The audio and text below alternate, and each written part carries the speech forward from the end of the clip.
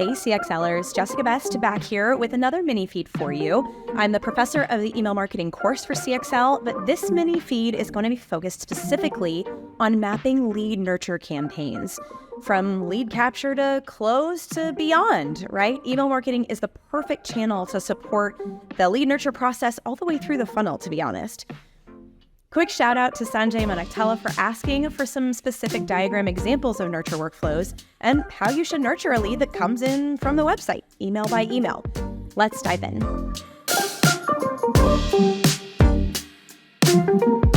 In today's lesson, I'm going to give you a quick view of some of my favorite tools. I actually have a favorite. And then I'm going to show you sort of my approach to how I diagram a workflow, right? How do I actually put this together? What's the strategy and sort of the execution of making a workflow outside of an email platform so that we can get approval on it and sort of sweat the details on it and hopefully get it approved so that we can build it in our marketing automation platform.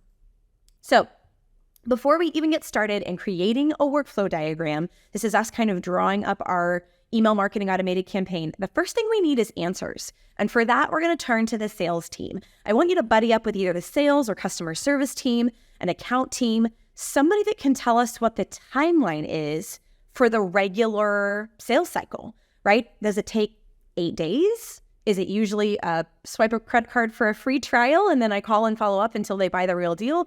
Or is it an 18-month sales cycle? So for Winnebago, a client of mine, it takes about 18 months at the average to decide whether you're going to buy an entire home on wheels. So we want to make sure that we understand sort of what goes into that process. What are the moments? What are the changes? When do they need what kind of content from us? That's going to make our nurture program. That's how we find the right answers for how many emails we should do over what amount of time. So let's say in this example, they shop around for about a month. They compare for about 3 months. Maybe they've got a whole process that they do, an RFP process that they do, or maybe it just isn't someone's full-time job. And then they'll need some sort of approval, maybe IT, maybe finance, maybe legal. And that contract process can sometimes be really fast or can sometimes be really drawn out with red lines. And then, of course, they could just stall out. How often do we get somebody that basically goes quiet for 5 or 7 months and then actually ends up coming back and buying? We want to know that timeline too, because that's going to be something we can plan for in our nurture.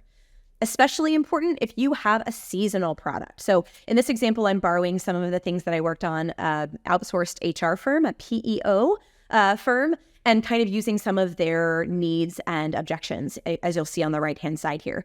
Basically, they're in the awareness stage for about a month. They didn't realize you could even outsource HR or legal services.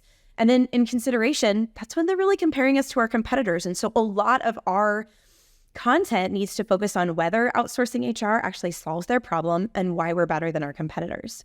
And then don't forget about the importance of nurturing during the buying process, right? We've got to remove friction. We have to make it easy for budget approval. We have to make it easy for technical approval from the IT team.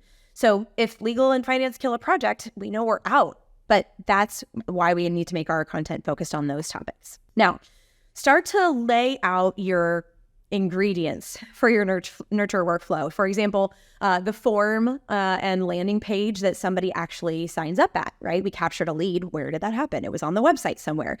I use the predefined process icon for this one, partially because it looks like a website. And then from there, it should feed into databases. And all I mean by that is your CRM or your CRM and your email marketing platform.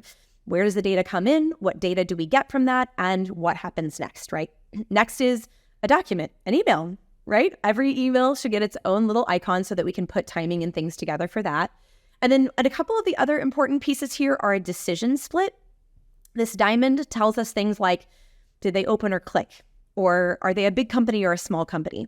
Decisions come with the built-in functionality, at least in these paid tools, with a yes and a no path. If this does happen, go this way. If this doesn't happen, go this way. Again, going to look really familiar to a lot of what you're seeing in your marketing automation platform because that's the same logic that they would use. And then lastly, an end or a terminator shape. This is going to be how we get somebody out of a workflow. It's kind of like a decision, but where the only action afterwards is to just stop sending them things in this nurture workflow. And a good example for that would be if somebody buys the thing that we wanted them to buy, we should stop nurturing them, right? That makes sense. So you've started to put your ingredients on your canvas. They call it a canvas. Now we need to add the timing.